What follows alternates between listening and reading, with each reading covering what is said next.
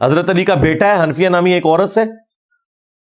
اسی سے وہ حدیث ہے بخاری میں کہ وہ کہتے ہیں کہ میں نے اپنے باپ علی ابن ابی طالب سے پوچھا بتائیے رسول اللہ کے بعد اس امت میں سب سے افضل کون ہے؟ تو حضرت علی نے کہا ابو بکر. میں نے پوچھا اس کے بعد؟ کہا عمر. پھر وہ کہتے ہیں مجھے خدشہ ہوا تیسری بار پوچھوں گا تو میرے ابا جی عثمان کا ہی نام لیں گے. تو میں نے کہا اس کے بعد تو آپ ہی ہوں گے. تو حضرت علی نے کہا میں تو عام مسلمانوں میں سے ایک مسلمان ہوں. یہ عاجزی. اور ان کے شیخ عبد القادر جیلانی کیا کہتے ہیں؟ تمام اولیاء کی گردن پہ میرا پاؤں ہے. ہاں، اور جو ایکچولی اولیاء کے سردار ہیں حضرت ابو بکر عمر عثمان و علی، وہ کہہ رہے ہیں ہم عام مسلمان ہیں. یہ فرق دیکھا آپ نے؟ ایک کہانی شریف ہے سرکار. نہ تو عبد القادر جیلانی نے یہ کہا، اگر خدا نہ خواستہ انہوں نے کہا تو پھر اللہ دے حضور پکڑے گئے بچا لو عبد القادر جیلانی نو بچانا جے اللہ کو بھی تو میرے کو بھی. ہاں، وہ طریقہ ہے کہ کبھی انہوں نے نہیں فرمایا.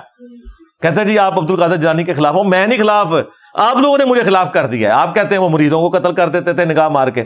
شیخ عبد القادر جیلانی کو کچھ لوگ ملنے کے لیے آئے تو جب ان کے پاس پہنچے تو ان کا ایک جو غلام تھا اس نے لوٹا جو رکھا تو لوٹے کی ٹوٹی قبلہ کی طرف نہیں کی. تو شیخ عبد القادر جیلانی غوث پاک سرکار رضی اللہ تعالیٰ عنہ کو اس پر ملال ہوا. تو آپ نے جلال سے اس کی طرف دیکھا تو وہ آپ کی نگاہ کی تاب نہ لاتے ہوئے جاں بحق ہو گیا.